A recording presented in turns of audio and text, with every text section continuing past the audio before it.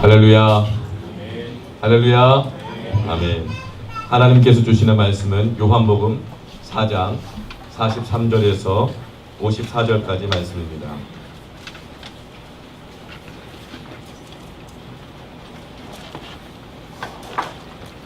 제가 먼저 읽고 교독하도록 하겠습니다. 이틀이 지남에 예수께서 거기를 떠나 갈릴리로 가시며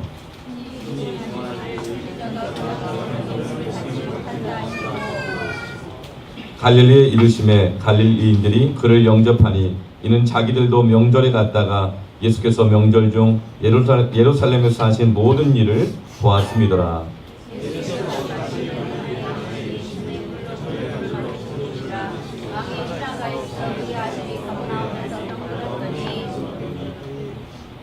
그가 예수께서 유대로부터 갈릴리로 오셨다는 것을 듣고 가서 청하되 내려오셔서 내 아들의 병을 고쳐주소서 하니 그가 거의 죽게 되었습니다.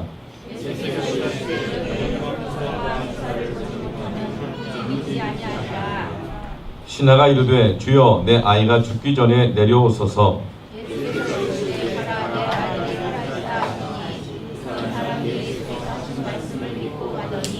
내려가는 길에서 그 종들이 오다가 만나서 아이가 살아있다 하거늘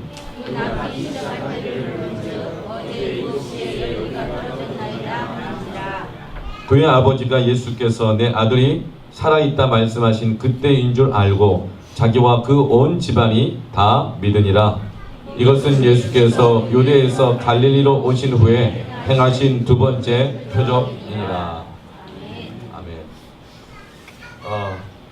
저희는 날마다 기적의 날들을 살고 있는 줄로 믿습니다. 오늘 본문 말씀을 보면 왕이 신하의 아들이 병에 걸렸는데 거의 다 죽게 되었습니다. 그래서 이 가버나움에서 가나까지 34km 정도를 밤을 새워서 그 아들의 병을 고치기 위하여 예수님을 왕의 신하가 만나러 왔습니다. 그리고 예수님께서 가라 내 아들이 죽지 않고 살아있다. 고침을 받았다. 이 하신 말씀 하나만 믿고 돌아가던 중에 자기 아들을 맡겨놓았던 종이 달려오고 있는 것을 보게 됩니다. 근데 그 표정이 너무나도 다른 것이죠. 그 집을 나설 때는 아들이 병에 걸려서 다 죽게 돼가지고 온 집안이 어둠에 가득하고 기쁨이 없고 우울하고 슬픔이 있었는데 그런데 자기를 마중 나온 그 종의 얼굴이 환한 겁니다. 여러분 얼굴이 환하게 펴지길 축원합니다. 펴지지 않으면 죽는 게 두 개 있죠. 하나는 낙하산이 안 펴지면 죽고 두 번째는 얼굴이 안 펴지면 죽는다 그러는데 여러분 오늘 말씀의 은혜가 여러분의 얼굴을 활짝 펴기를 축복합니다. 여러분 얼굴이 활짝 펴지려면요 아멘을 잘하시기 바랍니다. 아멘을 잘하시기 바랍니다. 네. 얼굴이 활짝 펴 있는 거예요. 그래서 무슨 일인가 했더니 주인님 아들의 열기가 떨어졌습니다. 회복됐습니다. 살아났습니다. 그러자 첫 번째 물었던 질문이 뭐죠? 언제부터냐? 그랬더니 그 전날 7시입니다. 이렇게 말을 하는 거예요. 근데 그때가 바로 예수님께서 내 아들이 살았다, 나았다 이 말씀하신 때인 줄 알고 그리고 그것을 믿고 온 집안이 예수를 믿게 되었습니다. 저는 이와 같은 기적의 역사가 저와 여러분의 가정 가운데 있기를 축원합니다. 우리 복음의 빛 동산교회를 통해서 날마다 기적의 상식처럼 매일의 역사가 되는 것처럼 과실이 때만 되면 맺히는 것이 아니라 시절을 쫓아가면서 끊이지 않는 열매를 맺는 복음의 빛 동산교회 믿음의 역사가 나타난 교회가 되기를 축복합니다. 우리는 매일 기적의 역사를 살아가고 있어요. 우리 건축의 모든 과정들 여러분 다 아시잖아요. 61년 만에 장마가 한 달이 밀려가지고 지금은 장마인지 아닌지도 잘 모르겠죠. 한 달이 밀려가지고 61년 만에 건축하는 과정 중에 아무 어려움이 없을 뿐만 아니라 장마가 너무나도 늦어지니까 농사가 안 돼서 우리 같이 기도했잖아요. 하나님 너무 우리 교회만 생각한 것 같습니다. 주변에서 기도 너무 세게 했다고 난립니다. 하나님 우리 교회도 이제는 토목과 골조가 안전하게 되었으니까 그럼 이제는 교회 공사도 방해가 되지 않고 농사도 어려움이 없도록 아침과 저녁에만 비가 오고 낮에는 공사에 지장 없도록 비가 오지 않게 해주십시오. 우리가 이렇게 기도했잖아요. 그런데 그 다음 날부터 그 저녁에 천둥 번개가 치더니 한 달 동안 밀려왔던 비가 한꺼번에 쏟아지기 시작하더라고요. 새벽까지. 그럼 얼마나 걱정이 되는지 몰라요. 그렇게 기도해놓고서도 이 비가 계속 오면 어떡하나. 그래서 제가 카톡으로 문자를 다 날렸잖아요. 기도하라고. 오늘 공구리 치는 날이니까 비 오면 안 되는데 지금 이 천둥 치고 번개 치고 비가 폭우가 쏟아지는데 다들 기도하라고. 문자를 다 날렸더니 다 기도하겠다고 답장이 오더라고요. 그러면서 호매실동에서 여기 뭐 성포동에서 여기저기서 문자가 막 오는데 목사님 비가 점점 줄어들고 있기 시작합니다. 말씀대로 기도될 줄로 믿습니다. 막 이렇게 와요. 그래 좀 있더니 목사님 드디어 빗줄기가 한 방울 두 방울로 줄었습니다. 그 다음 문자가 딱 올라오는 게 할렐루야 이렇게 할렐루야 하나 오더라고요. 여러분 다른 사람은 그냥 날씨의 변화있지만 믿고 기도한 사람은 하나님이 우리에게 기적을 주신 줄로 믿습니다. 어떤 사람이 기적을 경험하고 살아가는가? 날마다 믿고 기도하는 사람에게 기적인 것이지 기도하지 않는 사람은 믿지 않는 사람은 그것은 그냥 날씨의 변화일 뿐이고 그냥 갑자기 대박이 터진 것일 뿐이고 운이 좋은 것 뿐이고 아니면 내가 노력한 결과라고 생각하는 것이지 하나님이 살아계신 그 증거로 보지 못하는 것입니다. 여러분 주님께서 우리에게 기도를 가르쳐 주셨죠. 날마다 우리에게 일용할 양식을 주옵시오라고 기도합니다. 우리는 날마다 먹는 이 음식이 우리가 기도하지 않으면 내 노력으로 얻어진 줄 압니다. 월급, 연봉, 직장, 학업 성적, 내가 공부해서 돈 벌어서 열심히 일을 해서 인맥 잘 쌓아가지고 내 노력 내 힘으로 얻어졌다고 생각합니다. 아니면 누구 덕택의 것이 얻어졌다고 생각합니다. 그러나 매일같이 일용할 양식이라 하더라도 기도하고 받는 사람은 그 밥 한 그릇이 월급이 하나님이 주신 기적의 증거가 되는 줄로 믿습니다.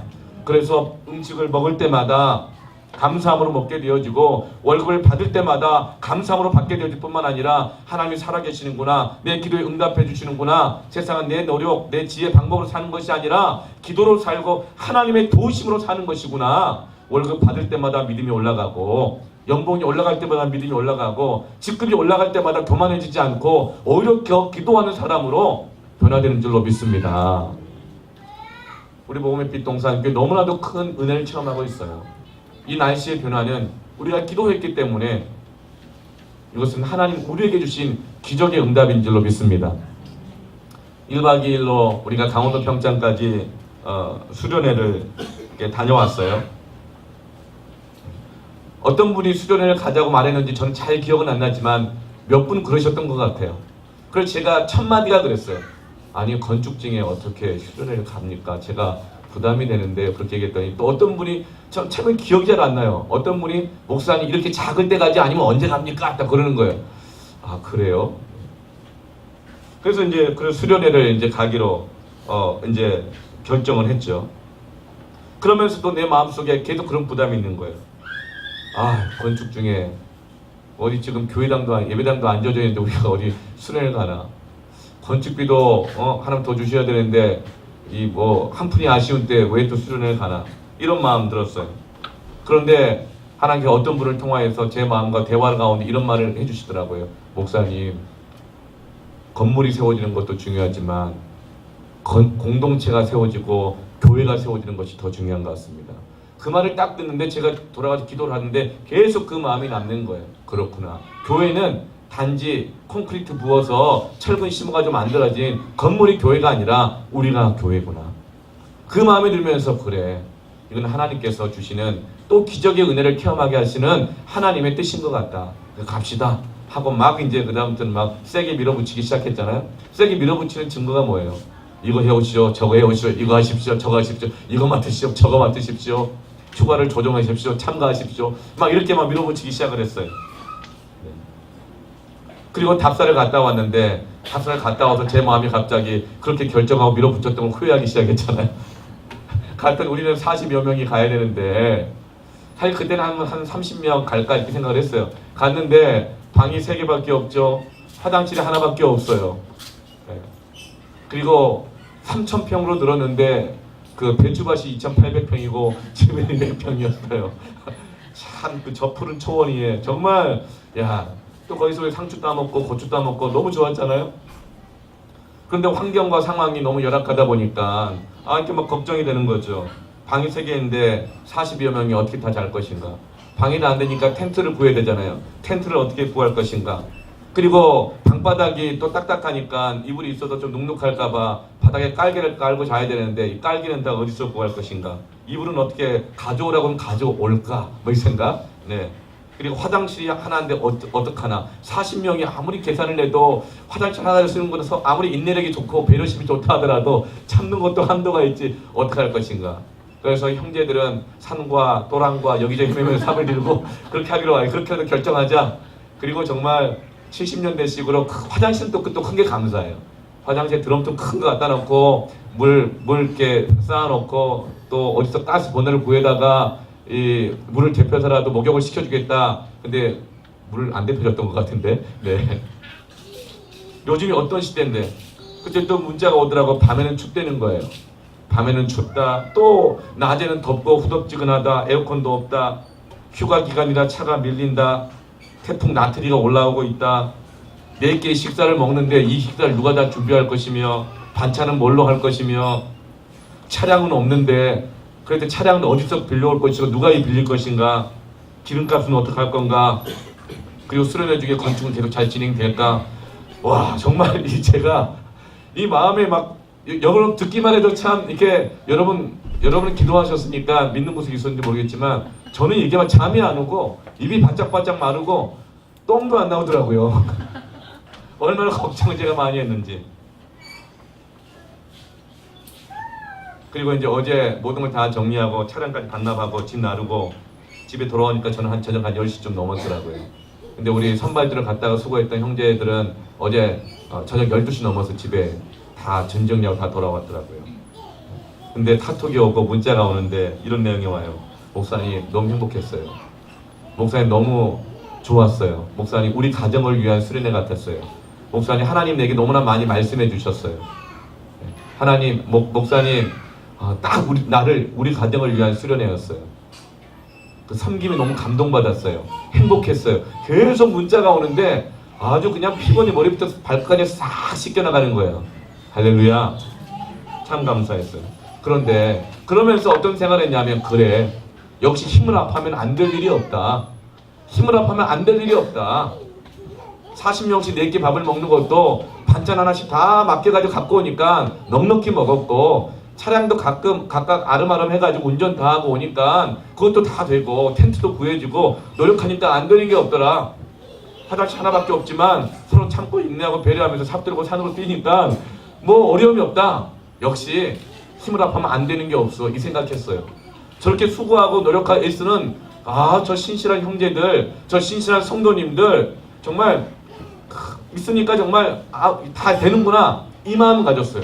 그래서 제가 어제 저녁에 이제 설교 준비를 하면서 잠시 묵상하면 하나님 참 감사합니다. 감사합니다. 역시 하면 안 되는 게 없네요. 힘을 합하면 안 되는 게 없네요.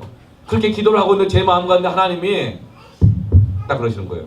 나 목사 예 하나님 이렇게 말씀하시대요. 만약에 일기예보 그대로 태풍 나들이가 계속 올라와서 그날 첫날 저녁 6시부터 비가 온다 그랬는데 그때부터 비 계속 왔으면 어쩔 뻔했어? 니네들이 노력한 거, 참은 거, 인내한 거 그 비 맞아가면서 질퍽질퍽한 산으로 삽 들고 뛸 수 있겠나? 그것도 한두 번이지? 그 좁아 터진 곳에서 밥 들고 다니면서 어디서 밥을 먹을 건가? 제가 하나님께서 제게 말씀해 그 음성을 들으면 제가 깨달은 것이 있어요. 우리가 수고하고 노력하고 인내하고 우리 성품이 좋고 기도하고 다 좋아요. 그러나 하나님께서 도와주지 않으셨으면 우리의 수고도 노력도 성품도 신앙의 수준도 아무것도 아니라는 걸 깨달았습니다. 하나님께서 우리에게 기적의 역사를 주셨기 때문에 그 은혜 안에서 우리의 기질이 쓰임받고 우리의 성품이 쓰임받고 우리의 신앙이 쓰임받고 우리의 수고와 노력이 쓰임받은 줄로 믿습니다. 여러분 모든 영광 하나님께 올리시기를 축원합니다. 하나님 감사합니다. 한번 영광의 박수 올려드릴까요? 할렐루야.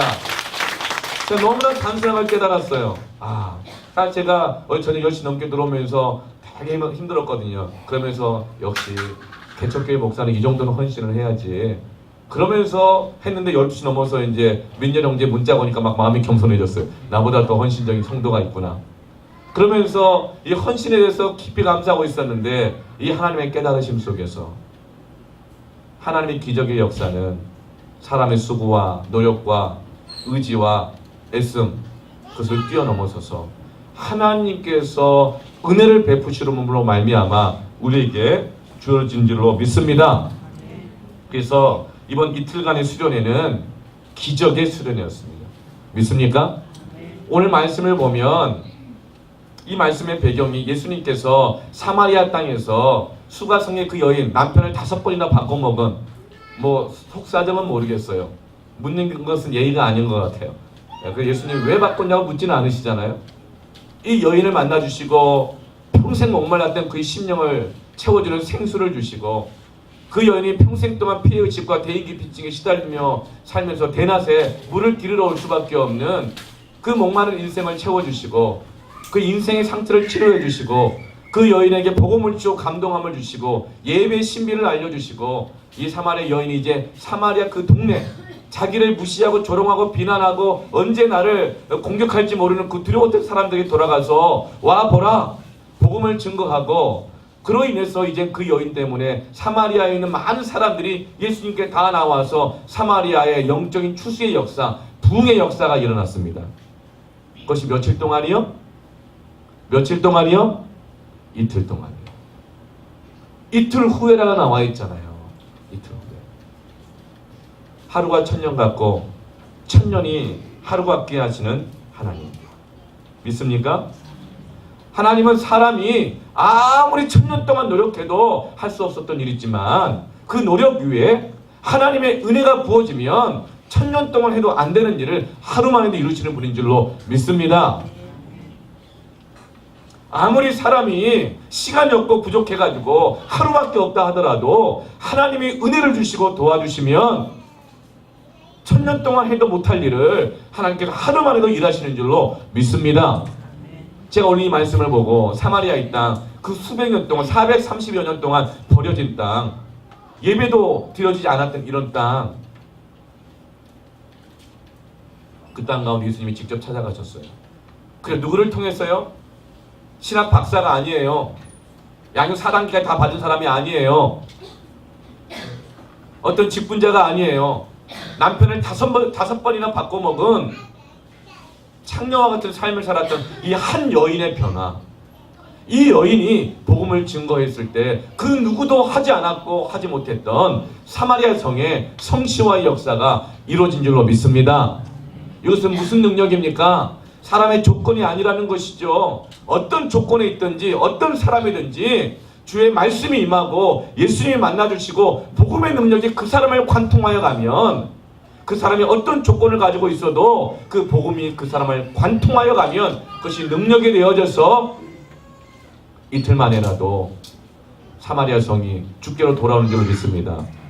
우리가 지금 교회를 세우고 있는 건축하고 있는 호매실동, 금곡동, 당수동, 오목청동, 이북동, 구은동, 정자동, 탑동, 세류동, 율전동 이 모든 동네들 복음이 가장 안 들어가는 곳이라 그래요. 80%가 기존 이 교회 기둥들이고 이 부흥을 경험했던 세대들이 아니라 가장 복음에 대해서 교회에 대해서 비판적이고 반대하는 사람들이 모여있는 곳이 80%가 모여있는 데가 우리가 지금 교회를 세우는 곳이라는 거예요. 그래서 아는 분은 다 걱정해요. 거기 전도회도 듣는 건 욕밖에 없고 전도 안 된다. 사람들 안 온다. 그리고 사통팔달 교통이 얼마나 발달되었는지 전부 다 그냥 놀러가고 이리 가고 저리 가지 그 교통 통해서 교회에 오지 않는다. 이 말을 그렇게 많이 해요. 그러나 여러분 믿습니다. 믿습니다. 430년 동안 버려진 땅이라 하더라도 주님이 만나주시고 복음이 한 영혼을 변화시키면 그 사람을 통하여서 우리 복음의 빛 동산교회 같이 작은 교회라 할지라도 우리를 통하여서 하나님께서 호매식동, 금곡동, 당수동, 오목청동, 서수원 지역 가운데 하나님의 구원의 역사, 부흥의 역사를 주실 줄로 믿습니다. 이것이 바로 기적인 것입니다. 기적은 우리의 능력과 노력으로 되는 것이 아니라 하나님이 하시면 된다는 이 은혜에 대한 갈망함을 갖고 그것을 믿고 나가는 자를 통하여서 하나님이 주시는 것이 기적인 줄로 믿습니다. 여러분, 사마리아 여인보다 못 배운 분 계십니까? 사마리아 여인보다 집안 배경 안 좋은 분 계십니까? 사마리아 여인보다 감추고 싶은 과거가 더 많은 분 계십니까? 제가 알기로는 우리 중에 그런 분 아무도 없습니다. 그렇다면 우리가 이 믿음을 가지고 우리가 이 복음을 가지고 나아간다면 하나님께서는 우리를 통하여서 호메실 땅이 주께로 나오게 하실 줄로 믿습니다. 하나님께서 천하 만물을 움직이시고 자연 환경을 모든 걸 다 움직이신 하나님께서 어찌하여 천하보다 한 영혼이 귀하다고 하셨는데 그 영혼이 돌아오는 것을 하나님께서 기뻐하지 않으시겠습니까? 하나님께서 태풍의 바람도 밀어내시는 그분이신데, 바람도 땡기는 분이신데 천하보다 그 귀한 영혼이 주 앞에 돌아오는 것을 어찌하여 이루지 않기를 원하시겠습니까? 하나님께 저와 여러분을 통해 이루실 줄로 믿습니다. 우리가 조금 부족하고 우리 같은 신앙이 부족하고 연약하다 하더라도 지금 우리가 하나님을 갈망하고 사마리아 여인이 어디서 예배를 드릴 수 있냐고 예배 드리고 싶다고 말하고 주를 만나고 이 마음에 하나님을 갈망하게 되었을 때 사마리아 여인을 통하여서 사마리아 땅에 돌아왔던 것처럼 이틀 만에 돌아온 것처럼 우리를 통하여서 속히 하나님의 구원의 역사가 이루어질 줄로 믿습니다. 그 이틀간의 이 수련회는 따라합시다. 복음의 빛 동산교회 수련회는 기적의 수련회였다. 여러분, 그러면 그 수련회 누가 다 하셨어요? 여러분이 다 준비하셨잖아요. 반찬 하나부터 시작해가지고 뭐 하나 구하는 것도 다 여러분이 하셨잖아요. 여러분이야말로 기적의 주인공인 줄로 믿습니다. 자부심을 가지십시오.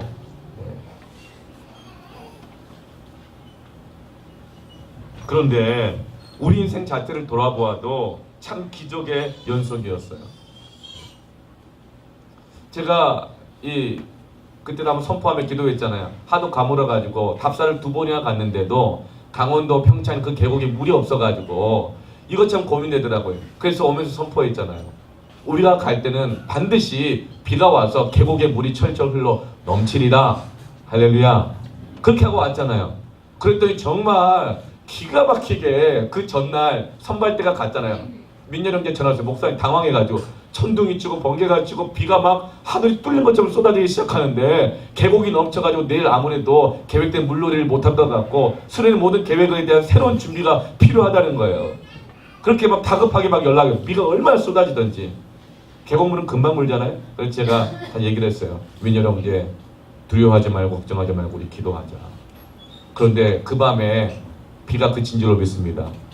그리고 태풍이 더 이상 안 올라오고 계곡에 물만 철철 넘치고 그 다음날 갔더니 계곡물에서 정말 물이 얼마나 좋던지 정말 물이 얼마나 좋던지 하나님 기가 막히게 응답해 주셨어요. 그런데 그 이후에도 하나님께 날씨를 계속적으로 주관해 주시더라고요. 그걸 제가 보면서 깨달은 것이 하나 있어요. 하나님께서 내 기도에 응답하시지만 내가 기도한 것만 응답하신다면 내가 살 수 있을까? 여러분 생각해 보세요. 기도 응답 받기를 원하시죠? 근데 내가 기도한 것만 응답 받아보세요. 살 수 있어요? 없습니다. 하나님의 기적은 뭐냐면 내가 기도하지 않은 것까지도 천부께서 너에게 이스라엘 모든 것을 아시느니라. 날마다 하나님께 우리에게 일용할 양식을 주시는 것 자체가 기적인 줄로 믿습니다. 기적은 은혜입니다. 이 믿음, 하나님께서 내 인생을 책임져 주신다. 이 믿음이야말로 우리의 매일 삶 가운데 있는 기적을 보게 하는 것이고 매일매일 우리의 속사람이 새로워지게 되는 것입니다. 기적은 믿음으로 오는 거예요. 할 수 있거든이 무엇이냐? 어떤 자에게는 할 수 있거든이 무엇이냐? 어떤 자에게는 믿는 자에게는 능치 못할 일이 없느니라. 성경에는 2가지 종류의 믿음이 있습니다. 첫 번째로는요, 봐야 믿는 믿음이 있습니다. 그 두 번째로는 안 보고도 믿는 믿음이 있습니다. 첫 번째와 두 번째 어떤 믿음이 더 바람직한 믿음인가요? 더 큰 믿음인가요? 보지 않고도 믿는 믿음인 것입니다.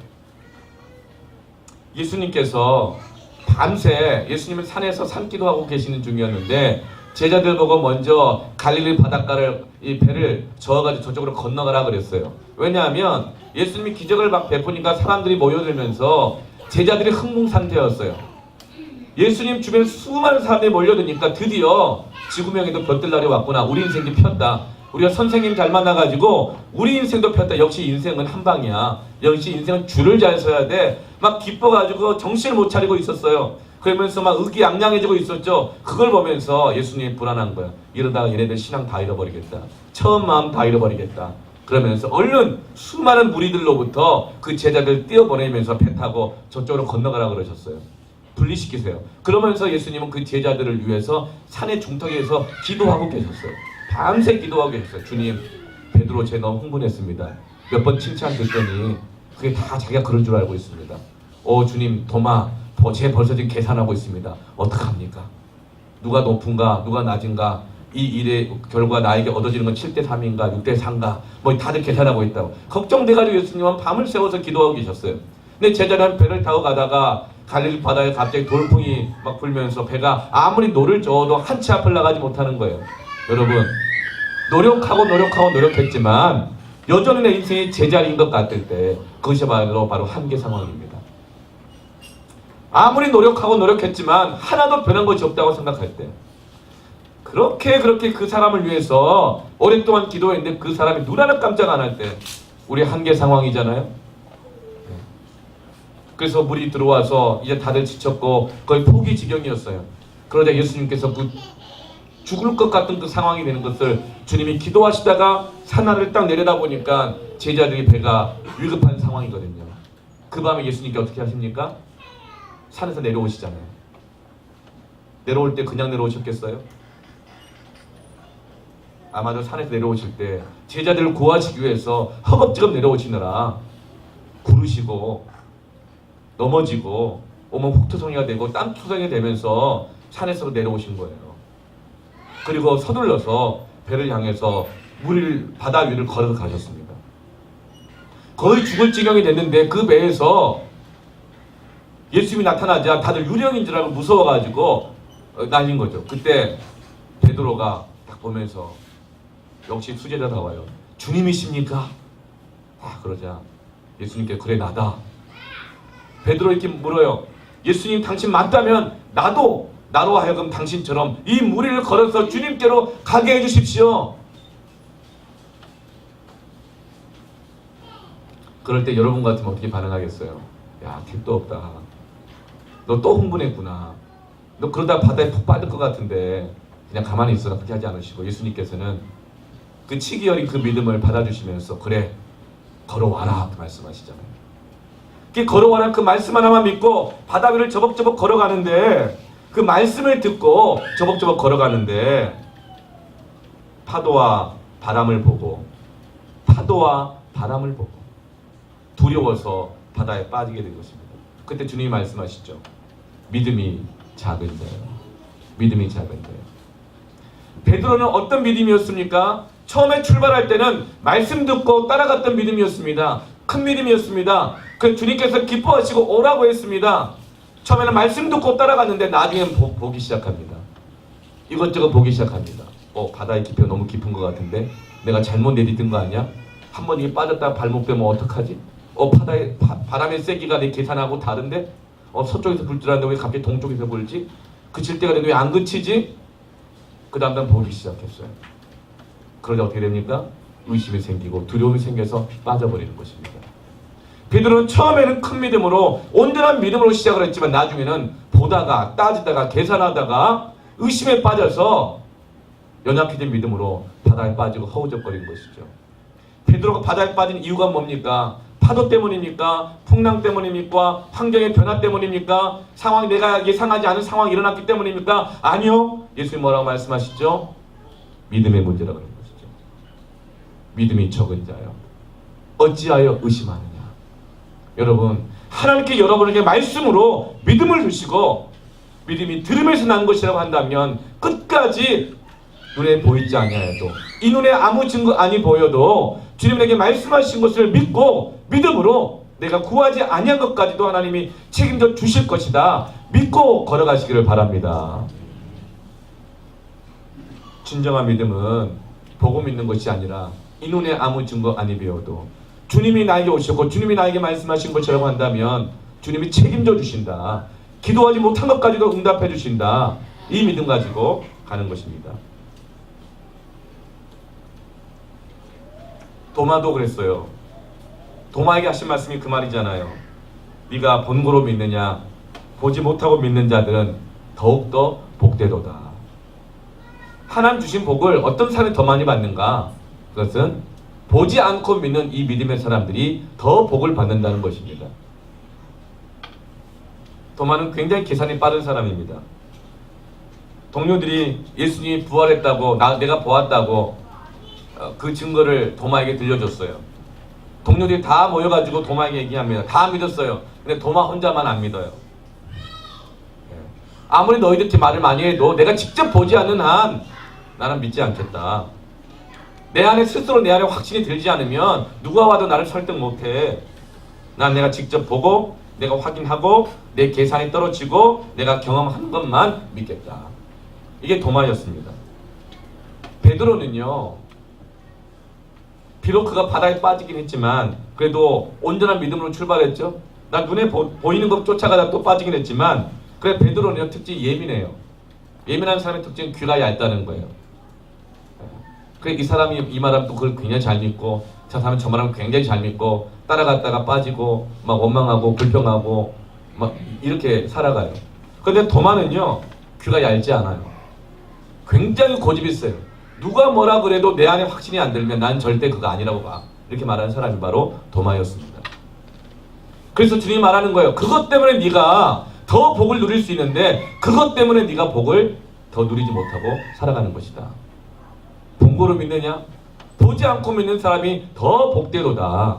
여러분 더 복된 인생 살기를 축원합니다. 주님이 예배하신 복을 더 많이 누리기를 축복합니다. 그렇게 의심하자 예수님이 도마에게 어떻게 해요? 친히 창에 찔린 허리를 내보여주시면서 손 집어넣어 봐. 그리고 손에 못자국 보여주면서 만져봐.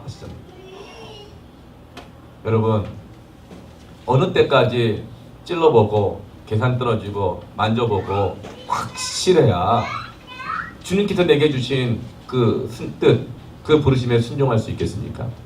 여러분 오늘 예배 가운데 여러분 마음 가운데 말씀하신다면 그 말씀만 듣고 믿고 순종하기를 축복합니다. 믿음의 걸림돌들이 있어요. 첫 번째는 내가 아는 것에 대한 확신이 믿음의 걸림돌이 됩니다.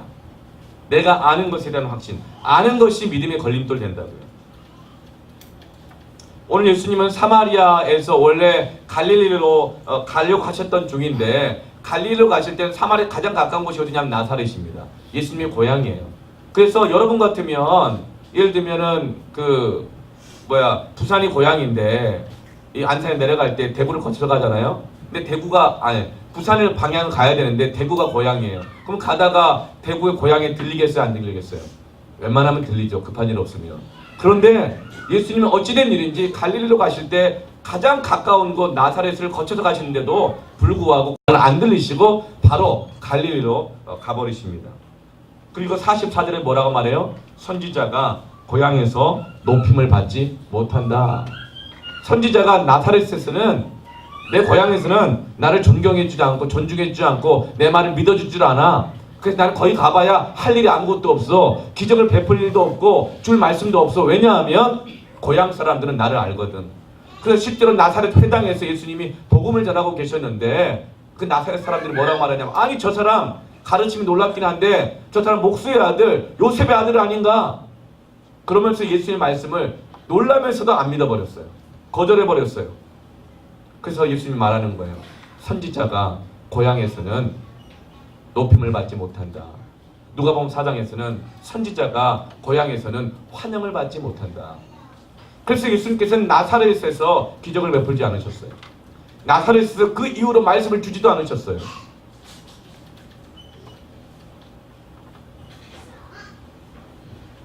여러분 왜 나사렛 가운데 하나님의 기적의 역사가 안 나타났을까요? 왜 나사렛에서는 주님의 이 복음의 역사가 주어지지 않았을까요? 그들은 알았기 때문에 그래요. 예수님에 대한 지식이 있었기 때문에 그래요.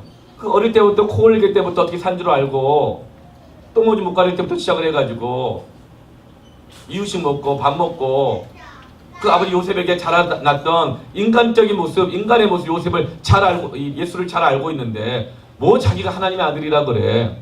그들이 알고 있는 지식 때문에 믿음의 걸림돌이 된 것입니다. 그 지식이 그들의 삶 가운데 기적의 역사가 구원의 역사가 나타나지 못하도록 걸림돌이 됐던 것이죠. 여러분, 공산주의를 만들었던 이론을 창시했던 마르크스가 신약 성경을 다 외우고 있다는 걸 혹시 아십니까? 신약 성경을 다 외우고 있어요. 그러나 그 지식이 오히려 복음과 원수되는 새로운 자기의 주장과 진리를 만든 것입니다. 여러분, 우리가 알고 있는 지식 때문에 오히려 걸림돌이 되는 것을 많이 볼 수 있어요. 모르는 것보다 때로는 알면 문제가 생기기 시작합니다. 이상하게 여러분, 아는 사람하고 갈등이 생겨요? 모르는 사람하고 갈등이 생겨요? 아는 사람하고 갈등이 생깁니다. 저는 잘 몰랐는데 알기 시작하면서부터 갈등이 생기기 시작합니다. 그래서 지식이라고 하는 것은, 안다고 하는 것은 그 사람을 관계를 맺어가는데 큰 도움이 되기도 하지만 잘못 쓰여지면 그 아는 것이 관계를 계속적으로 깨트리고 걸림돌이 되게 해요. 알면서 내가 안다고 생각하거든요. 그럼 이런 마음 듭니다. 아니, 저 사람이 나를 아는데 알면서 내 마음을 그렇게 몰라줘? 꼭 내가 말을 해야 하나? 조금은 알아줘야지. 우리가 산 세월이 몇 년이고 같이 먹은 밥그릇이 몇 개인데 도대체 내가 꼭 말을 해야 하나? 왜냐하면 서로가 알고 있다고 생각하기 때문에 그 사람이 나를 오히려 몰라주면 서운하고 상처받고 알아야 된다는 이 당위성을 갖고 있는 것입니다. 그래서 우리는 때로 우리가 알고 있는 이 지식 때문에 부부 간의 관계, 부모 자식 간의 관계, 성도의 관계, 집안과의 관계가 어려워지는 것이죠. 근데 여러분, 이 지식이라는 것이 왜 걸림돌이 되느냐면 그 지식이 우리가 아무리 똑똑해도 사람을 알아도 부분적인 지식에 불과하기 때문에 그렇습니다. 잠언 말씀에 하나님 외에는 그 사람의 속을 누가 측량하리요. MBTI로도 안 된다는 거예요. 이고그램으로도 안 된다는 거예요. 디스크로도 안 된다는 거예요. 애니어그램으로도 안 된다는 겁니다. 오직 하나님 아니면 그 사람의 속을 누가 다 알겠느냐. 오히려 우리는 몇 가지 내 기준으로, 내 경험으로, 내 툴로, 내가 봐왔던 것으로 그 사람을 알고 있는 그것 가지고 우리 기준을 삼기 시작할 때 그 알미 걸림돌이 되기 시작하는 겁니다. 가장 정말 하나님 인재를 경험하지 못하기가 어려운 분들이 누구냐고 그러면은 신학생들이라 그래요. 처음에 신학교 딱 들어갈 때는 처음에는요 막 그냥 시뻘겋게 타오르는 완전 무슨 그 모닥불 이렇게 그 캠파이어 불처럼 뜨거운 신학기라면 간대요. 근데 2학년 되면은 작은 모닥불이 바뀐대요. 그래서 3학년이 되면 그냥 그냥 군밤으로 구워 먹는 숯불로 바뀐답니다. 4학년 졸업할 때, 3학년 졸업할 때쯤 되면 시커먼 숯덩이가 돼가지고 다 식어가지고 나온다는 거예요. 참 밥도 식은 건 참 맛이 없어. 식은 밥 진짜 맛없잖아요. 네.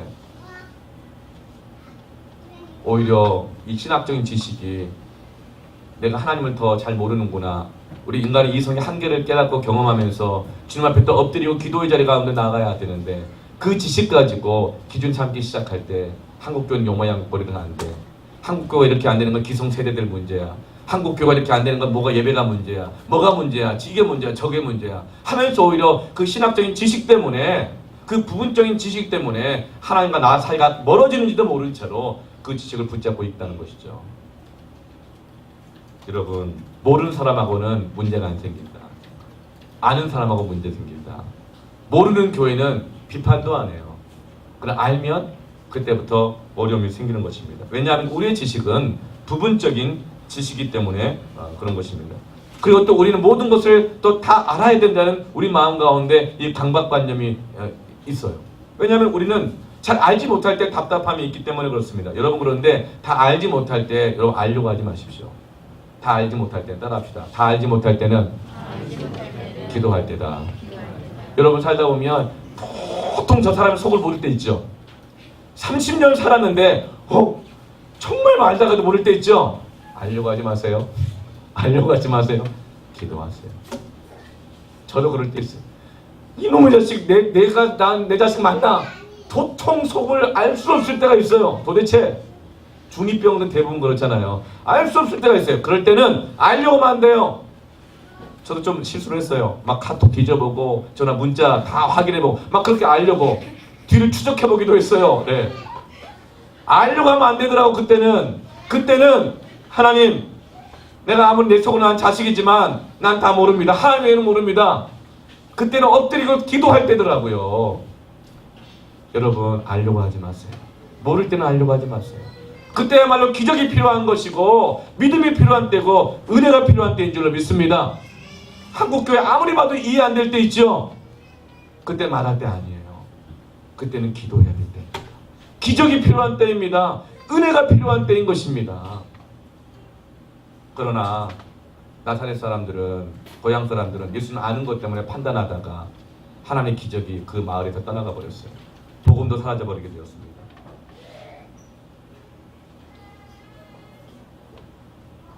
누군가가 저 사람 내가 어렸을 때부터 잘 아는데, 그렇게 말하기 시작하면 저 사람 내가 같이 일해봐서 아는데, 이 말하기 시작하면 그 사람 크지 못합니다.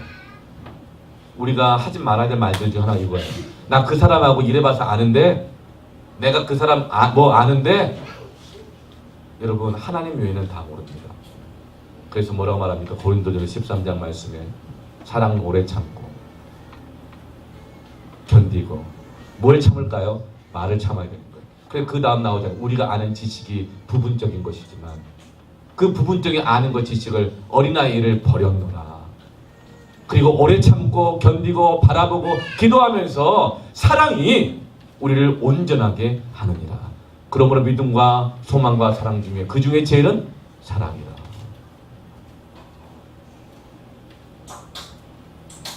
예수님께서는 우리의 모든 걸 다 아시되 과거를 가지고 그 사람의 미래를 판단하지 않으십니다. 내가 너 다 아는데 그러지 않으십니다. 내가 너 나를 3번이나 부인할 것 미리 다 알고 있는데 이러면서 그렇게 위협하지도 않으셨습니다. 예수님의 위대함은 그 사람의 과거를 보지 않고 현재만을 바라보는 것이 아니라 그 사람의 미래를 보시는 것이 예수님의 위대하심입니다. 베드로야, 장차 너는 게바가 되리라. 그 게바의 뜻은 반석이라는 뜻이잖아요. 아마 그 말 들었을 때 의심 많았던 도마가 제가 반석이면 나르는 파리가 독수리입니다, 이런 생각했을 거예요. 말도 안 되는 소리 하지 마십시오. 그게 도마의 수준인 거예요. 그러니까 더 복된 삶을 못 누리는 것입니다. 예수님 뭐라고 말하죠? 네가 지금은 비록 변덕이 죽을 듯하고 귀가 얇고 천방이 왔다 갔다 하고 그렇지만 앞으로 너는 모든 사람들이 의지할 만한 굳건한 바위가 될 거야. 아멘. 이게 기적이죠. 이게 믿음이죠. 이게 은혜의 역사인 것입니다. 우리가 어떤 사람을 바라볼 때 과거를 보지 않고 현재만을 보지 않고 하나님의 관점으로 그 사람의 미래를 보고 오늘을 만난다면 오늘의 관계가 새로워질 줄로 믿습니다. 그게 믿음인 것입니다. 믿음은 미래에 그 사람이 이루실 일들을 바라보면서 오늘의 관계를 맺는 게 믿음이에요. 이전 것은 지나갔으니 보라 새 것이 되었도다. 너는 이전 일을 기억지 말고 예전 일을 생각지도 말라. 보라 내가 새 일을 행하리니. 믿습니까? 믿음이란 바로 미래를 보면서 그 사람과의 관계를 맺는 것이 믿음인 것입니다. 여러분, 관계 가운데 어려움이 올 때, 내 삶에 고난이 올 때, 사업이 어려울 때, 공부가 안 될 때, 뭐가 문제인지 잘 모를 때, 그 어려움이 올 때는 과거를 보지 마세요. 역시 역사는 반복되는구나. 걸레는 빨아도 걸레지. 과거를 보지 마세요. 현재를 보면서 파도와 바람의 풍랑과 깊이와 높이가 어떠한지 적을 측량하지 마세요. 현재의 고난과 어려움을 이겨나가는 것은 장차 올 영광. 그 미래를 보시면서 우리가 저기 그림 다 그려놨잖아요. 저거 기적이죠. 70대부터 10대까지 다 어떻게 모든 세대가 모여서 같은 비전을 나눠 대화가 통한다는 게 기적이에요. 야, 저 어떻게 60년 이상의 세월의 간격을 다 정말 우리 백제사님 어린아이처럼 아이들 같이 막 얘기하고 우리 교회 앞으로 5년 후가 어떻게 될까 막 이러면서 또 지금은 저기 영천으로 지금 장모님 모시러 갔지만 우리 배순절 집사님은 뭐 앞으로 뭐 5년에 교회가 뭐 몇 층이 된다 몇 층 되니까 좀 더 써? 그러면 10층 뭐 이렇게 하고 뭐 그러면서 아이들과 청년들과 청소년들과 노년과 장년과 함께 어우러져서 교회의 비전을 하나님의 나라를 같이 이야기하고 같이 그렸다는 것 자체가 기적인 줄로 믿습니다. 뭐예요? 과거를 보지 않는 거예요. 현재 네가 몇 살이냐 보지 않는 거예요. 어린 것이 어디 나이 드신 분이 그냥 골프나 채시고 그냥 뒷방에 물러가게 이러지 않고 현재를 보면 그것 따진다니까요. 어린 것이 뭘 경험했다고. 그러나 미래를 같이 봤잖아요. 미래. 하나님이 우리 복음의 빛 동산제 5년 후 어떻게 할 것인가 미래적 관점으로 하나님의 관점으로 지금 보니까 70대와 10대가 대화가 통하잖아요. 그게 바로 기적인 것입니다. 여러분 미래를 통해서 오늘의 관계를 맺기를 축원합니다. 부모님들은 자녀가 속썩이고 힘들게 할 때 기도하세요. 하나님 이 자녀가 5년 후에 이렇게 될 것입니다. 하나님 이 자녀가 10년 후에 이렇게 될 것입니다. 자녀들 여러분 부모만 속 터지는 게 아닙니다. 자녀가 부모를 볼 때도 자녀 입장에 속 터지기는 또 나름 비슷할 거예요. 더 그럴지도 모르죠. 왜냐하면 인생의 경험이 없으니까 더 이해가 안 될 거예요. 여러분은 그래도 자녀 시대를 살아봤잖아요. 살아본 분들이니까 이해할 수 있는 게 뭐라 좀 있죠. 그러나 자녀들은 부모 세대 인생을 살아본 적이 없기 때문에 이야기가 더 어렵기 때문에 속이 터지면 누가 더 터진다? 그래서 집을 나가도 부모가 나가요? 자식이 나가요? 속이 더 터지는 거예요, 자식이. 네. 그래서 자녀 여러분, 부모가 이해 안 될 때 우리 아버지가 지금 이렇지만 앞으로 하나님이 은혜 주시고 내 기도하면 내년 이렇게 바뀌실 거야. 이런 미래적 관점으로 부모님을 보시기를 바랍니다. 저는 저 그려진 이 5년의 복음의 빛 동산교회 비전 하나님의 뜻대로 다 이루어질 줄로 믿습니다. 아멘. 그래서 요엘서 2장에 하나님의 영이 임하시면 어떻게 되죠? 하나님의 관점을 갖게 되는 거예요. 그래서 자녀들이 무엇을 말하게 되죠? 장래일을 말하게 되는 거예요. 장래일을. 하나님의 관점이 들어오니까 성령이 임하니까 내가 지금 나이가 어떻고 학교 성적이 어떻고 하더라도 그래서 장래일을 두려워서도 말 못했는데 이제는 성령이 임하니까 믿음을 가지니까 장래일을 담대히 말하기 시작하는 겁니다. 그리고 우리 어르신들이 꿈을 꾸기 시작한다잖아요. 꿈을. 인생 뭐 있어? 살면 얼마나 살아? 막 이렇게 아이고 몸은 늙어가고 생각은 자꾸 기억력 떨어져가고 내일에 무슨 소망이 있어 하면서 마음은 안 그런데 몸이 안 따라가니까 포기하고 살아가다가도 성령이 임하시고 기적의 하나님을 믿으면 꿈을 꾸기 시작한다니까요. 할렐루야. 이 영적인 청춘이라는 겁니다. 그리고 청년들 이 시대 가장 지극히 현실적인 청년들 직장 가야 되고 언제 결혼해야 되고 그러려면은 언제까지 적금 들어야 되고 집 마련해야 되고 뭐 보험 들어야 되고 뭐 해야 되고 얼마나 현실적이에요. 그러나 믿음을 갖게 되고 성령의 충만을 받게 되면 어떻게 되죠? 이상을 보게 됩니다. 현실을 뛰어넘는 이상을 보게 되는 줄을 믿습니다. 우리 30대 여러분 하나님의 관점을 갖기를 축복합니다. 이상을 볼지어다. 현실에 매이지 말지어다. 두 번째 이 기적의 역사, 이 믿음의 역사의 걸림돌은 뭐냐면 따라합시다. 경험으로부터 오는 확신. 첫 번째 걸림돌은 지식으로부터 오는 걸림돌이었습니다. 그럼 두 번째는 경험으로부터 오는 확신이야말로 믿음의 역사, 기적의 역사의 걸림돌이 됩니다.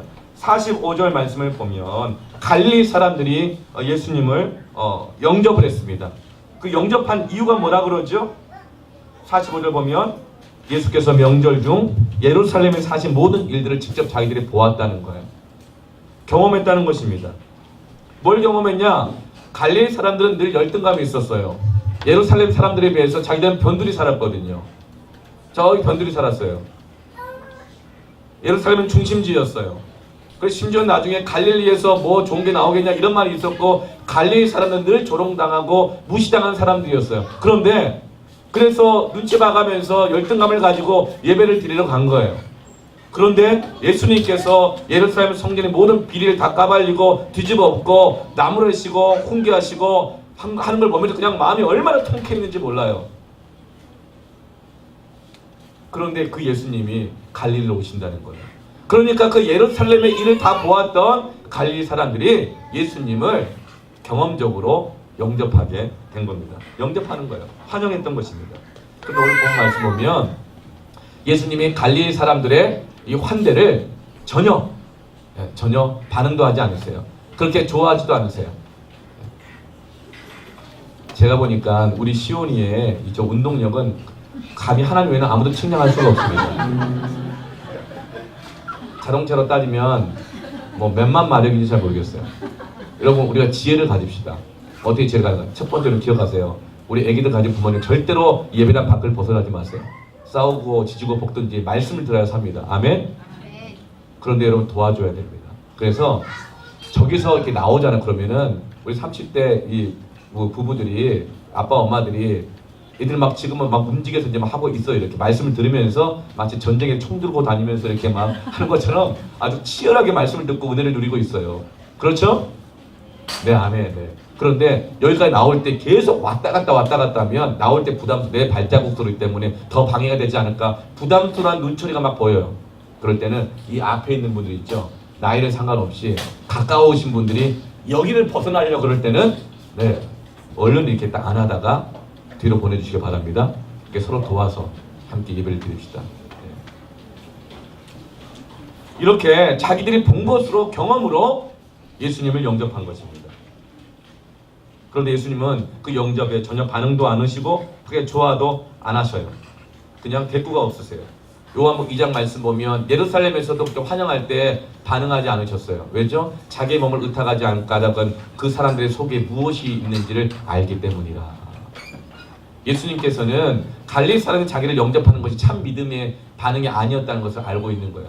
내가 그렇게 해서 열등감에 사로잡혀 있던 자기들이 그냥 내 편에 왔구나, 통쾌한 마음으로 자기를 마치 그 올림픽 메달단 선수, 일본을 이기고 메달단 선수를 환영하는 똑같은 그런 마음으로 환영하고 있다는 걸 알았기 때문에 반응하지 않은 것입니다. 그런데 바로 그때 가버나움에서 살고 있던 왕의 신하가 찾아온 거예요. 그 아들이 병에 걸려서 죽게 된 것이죠. 34km가 되는 그 거리를 지난 오후부터 시작해서 34km면 어른들이 아무런 짐을 지지 않고 빠른 걸음으로 걸었을 때 8시간에서 9시간 정도를 쉬지 않고 걸어야 걸을 수 있는 거리가 34km입니다. 논산훈련소에서 행군을 할 때 약 30여 킬로를 걷거든요. 군인 정신으로나 하루 만에 걸을 수 있는 거리가 이 34km인데 얼마나 급했던지 아들이 다 죽어가니까 죽은 자도 살린다는 예수님이 바로 이 갈릴리 가나 이 땅에 왔다는 소식을 듣고 가버나움에서부터 밤을 새워서 걸어온 것입니다. 걸어갈 때 어떤 생각을 했을까요? 한 발 한 발 내디디면서 내가 예수를 만나서 예수를 데리고 가기 전에 우리 아들이 죽으면 안 되는데 어떻게 됐을까? 그런데 내가 정말 예수님을 찾아가는 것이 정말 이거는 잘하는 짓인가? 내가 너무 이거 광신적인 것 아닌가? 내가 뭐 하는 거지? 수많은 갈등 속에서 예수님을 찾아가고 있었어요. 그 드디어 만납니다. 얼마나 급했던지 만나자마자 단도직입적으로 요청해요. 예수님, 빨리 가버나움으로 내려오셔서 내 아들의 병을 고쳐 주십시오. 빨리 내려와서 내 아들의 병을 고쳐 주십시오. 내 아들이 거의 다 죽게 되었습니다. 더 늦기 전에 고쳐 주세요. 더 늦기 전에 살려주세요. 구원해주세요. 지금 시간을 촉박합니다. 이 마감 시간 넘기면 안 됩니다. 막아야 합니다. 이때까지 뭐가 준비가 돼야 됩니다. 안 그러면 내 인생 죽습니다. 큰일 납니다. 절박한 마음으로 예수님 앞에 요청한 거예요. 여러분, 인간이 하나님 앞에서 할 수 있는 것이 무엇이죠? 기도입니다. 요청입니다. 이것보다 위대한 기도가 없어요. 하나님 살려주세요. 하나님 도와주세요. 구원해주세요. 믿음이 없이는 이런 요청하지 않습니다. 자기가 믿을 것 있고 자기 노력이 있고 비빌 언덕이 있다고 생각하는 사람들은 이렇게 갈급하게 요청하지 않습니다. 내 안에 영적인 갈급함이 줄어드는 까닭은 하나님보다 내가 뭔가 믿고 의지하고 비빌 언덕이 있다고 생각하는 사람들은 이런 겸손한 기도, 위대한 기도가 나오지 않습니다. 여러분, 이 왕의 신하처럼 자기 아들 살리기 위해서 하나님 앞에 급하게 달려가 갈급히 구하는 위대한 기도의 사람 되기를 축복합니다. 사람이 덜 급하니까 하니까 계속 이론을 말하고 논리를 말하고 주장하는 것입니다. 아직은 살만하고 편안하니까 하나님 앞에 갈급한 기도가 나오지 않고 무엇이 옳고 무엇이 그르고 뭐가 하면 좋고 안 좋고 이런 얘기가 나오는 거예요. 그러나 삶의 한계 상황이 부딪히면 요청하게 되어 있습니다. 왕의 신하가 뭐가 아쉬워서 시골의 선지자 예수님을 그 밤에 밤을 새워서 만나러 오겠어요. 급하니까 만나러 오죠.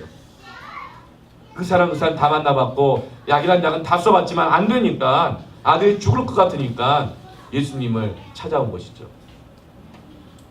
하나님은 겸손하게 만드신 겁니다. 개척기도회 때 여러분 아시잖아요. 제가 이 맹장이 터져가지고 수술하고 했던 일을.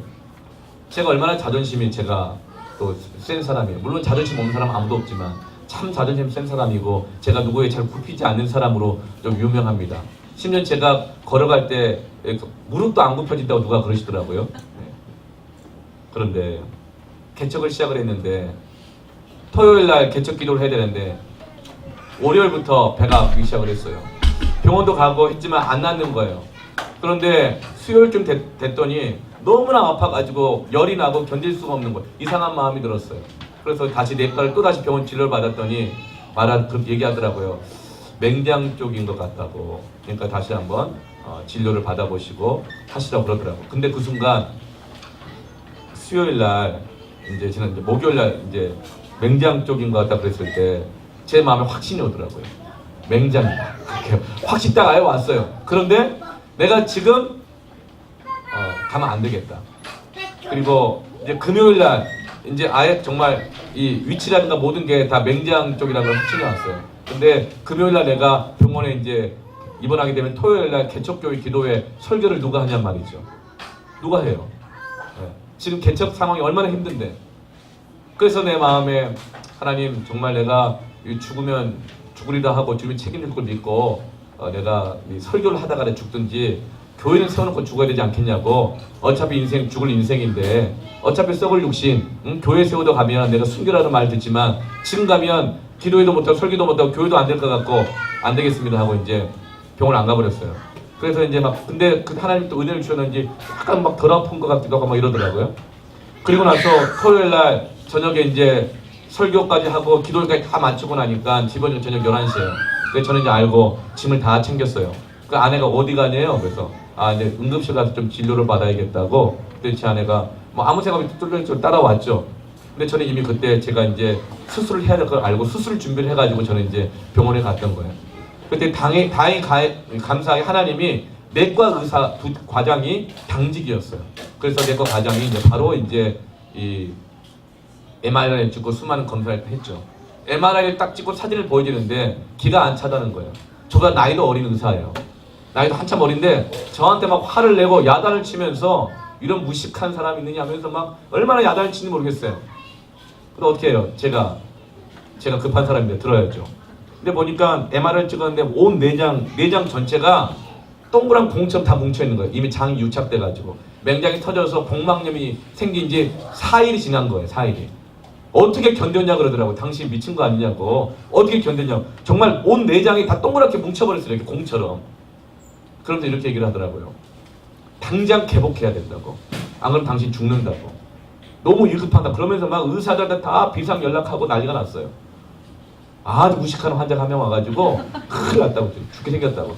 그러면서 제 아내한테 얘기하더라고요. 결혼 보호자니까. 장이 괴사가 됐을 가능성이 아주 큽니다. 그래서 장을 잘라내야 되고 장과 장을 다시 이어야 되는데 대장 같은 경우는 불순물이 많은 곳이 똑 썩어서 재발할 가능성이 큽니다. 그러면 인공항문으로 해야 될 가능성도 큽니다. 이렇게 얘기를 하는 거예요. 그러니까 아내는 저쪽 가서 막 울고 난 못 봤는데 울었나 봐요. 막 울고 있고 막 그러더라고요. 근데 제 마음에 가장 마음에 남는 말은 뭐였냐면 개복해야 된다는 거예요. 개복.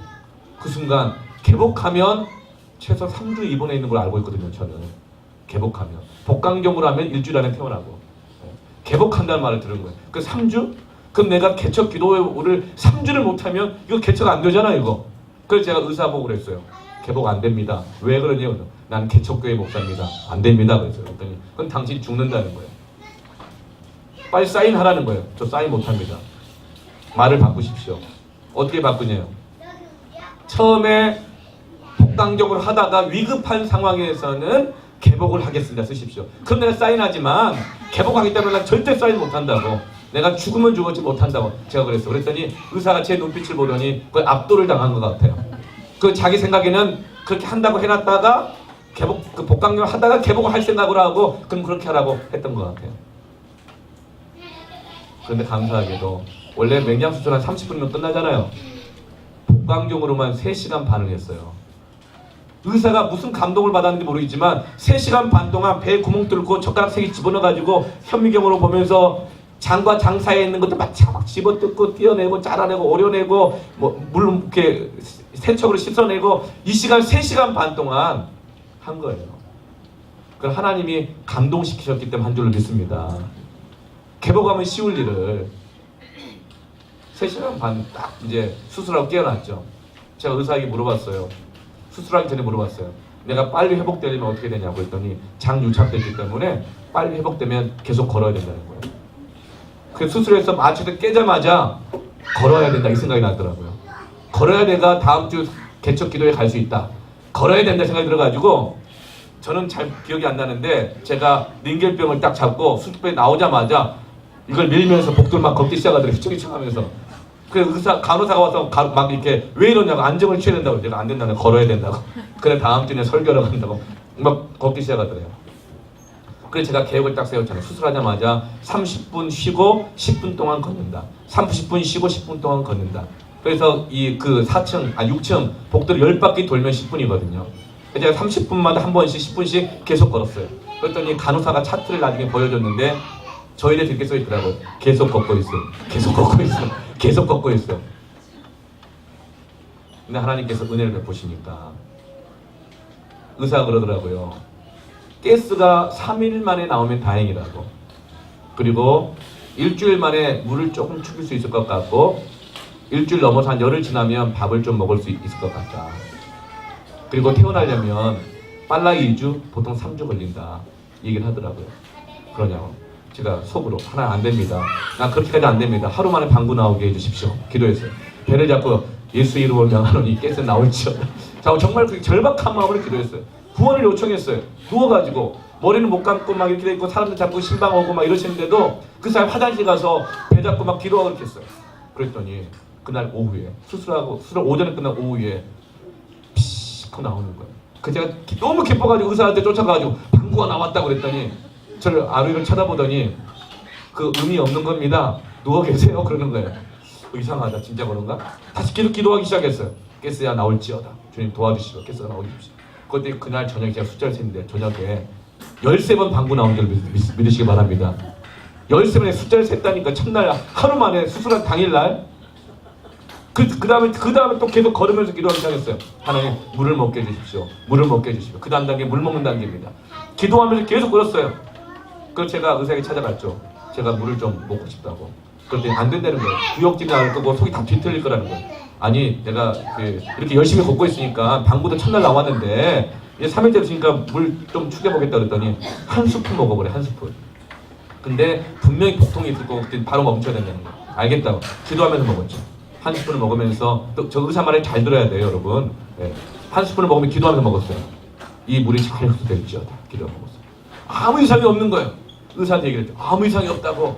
그랬더니 의사 전화로 그날은 또 이제 근무를 안 한 날이라 전화로 제가 아주 집요하게 전화해가지고 난 빨리 퇴원해야 되니까 나 물 마시는 거 괜찮아요 막 그랬더니 그럴 리가 없네요 막 그런 전체 괜찮다는 거 그랬더니 한 컵을 한번 마셔버려요. 큰일 날 거라고요.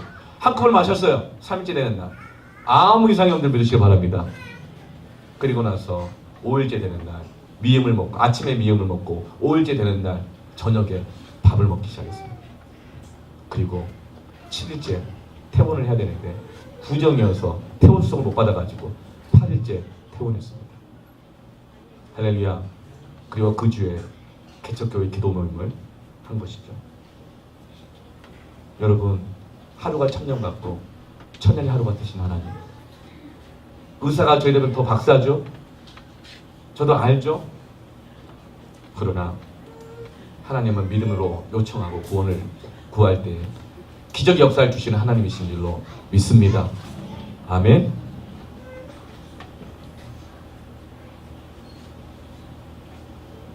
그래서 이 신하의 아들은 예수님이 내 아이가 살았다, 돌아가라, 이 말씀만 믿고 돌아갔다 그랬잖아요. 그 말씀을 믿고, 보지 않았지만 말씀을 믿고 돌아갔더니 바로 예수님이 말씀했던 그때에 그 아들의 열기가 떨어지고 살아나게 된 것입니다. 마태복음 8장에도 백부장이 그 하인을 고쳐달라고, 중풍병을 고쳐달라고 요청하자 주님께서 그래 내가 고쳐주겠다. 그러자 백부장 하인이 뭐라고 말합니까? 백부장이 주여 내 집에 오는 걸 감당하지 못하겠습니다. 나도 내 휘하에 부하들이 있는데 오라면 오고 가라면 갑니다. 다만 말씀만 하옵소서. 그러면 내 하인이 낫겠습니다. 여러분 이게 순종입니다. 이게 믿음입니다. 여러분 보여줘야지 듣는 사람이 있습니다. 손에 딱 쥐어줘야지 듣는 사람이 있습니다. 그러나 말로만 해도 순종하시기를 축원합니다. 말로만 해도 순종하시기를 축원합니다. 세상에서 제일 어려운 게 말에 순종하는 거예요. 말에 순종하는 거죠. 예수님은 그냥 그저 고쳐주신 적 없어요. 늘 믿음을 요구하세요.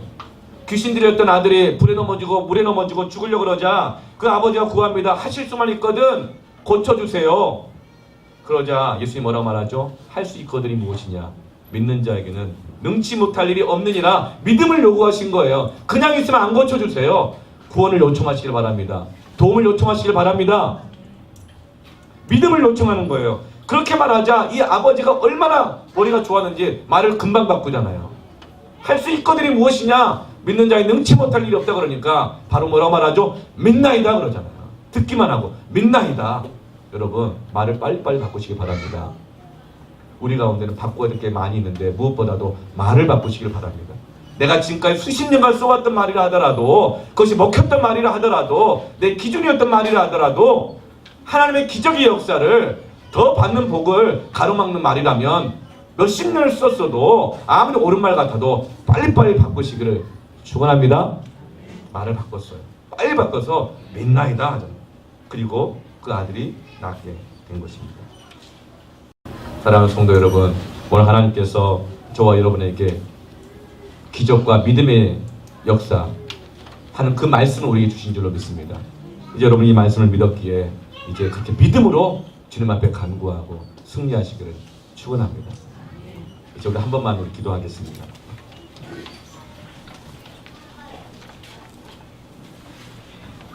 하나님께서 우리에게 매일매일 기적의 역사를 주셨습니다. 오늘 예배 시간이 보통 제가 설교를 3시 한 10분 정도에 끝내는데 보니까 20분이 더 갔어요. 전 이것도 기적이라 생각이 들어요. 개척한 지 만 4개월, 개척 기도회부터 시작해서 7개월을 왔는데 제가 가장 주변에서 많이 들었던 말이 뭐냐면 목사님 설교 짧게 하셔야 됩니다. 설교 길게 하면 성도들 안 옵니다. 왔다 가도 갑니다. 그런데 감사한 건 한 분도 가신 분이 없고 지금까지 한 분도 어떤 분도 목사님 설교 깁니다 이렇게 말한 분이 아무도 없어요. 물론 제가 또 잘 절제해야 되겠지만 이것도 기적이라고 믿습니다. 하나님이 여러분에게 이미 말씀하고 계셨기 때문인 줄 믿습니다. 오늘 같이 함께 기도했으면 좋겠어요. 하나님 무엇보다도 하나님 말씀에 대한 믿음을 갖게 하여 주옵소서. 주님 말씀하시면 그대로 된다는 믿음으로 살게 하여 주옵소서. 이해 안 되는 일 만나고 말 안 통하는 사람 만나면 그때가 믿고 기도해야 될 때인 줄 알게 하여 주옵소서. 하나님 내가 바꾸어야 될 것이 무엇이겠습니까? 하나님의 기적을 복을 가로막는 것을 바꿔야 될 것이 무엇이겠습니까? 믿음으로 아들의 병을 고쳤던 이 아버지처럼 주여 믿나이다. 내가 빨리빨리 믿음으로 바꾸는 사람 되게 하여 주옵소서. 내 삶 가운데 우리 교회 가운데 이 믿음의 역사가 나타나게 하여 주시옵소서. 이제 같이 함께 기도하겠습니다. 하나님 아버지 감사합니다. 하나님께서 오늘 우리에게 바람이 계산보다 너무 거세서 바닷물의 깊이가 너무나 깊어서 두려워하고 흔들리고 요동하는 사람 많지만 그때 빠져가는 나를 찾아와 주시고 손 내밀어 주시고 내게로 오라 말씀해 주시고 건져주시는 내 삶의 주관자가 되시는 주님, 그분만을 바라보기로 결단합니다. 이 세상에 힘 있어 보이는 것 참 많이 있습니다.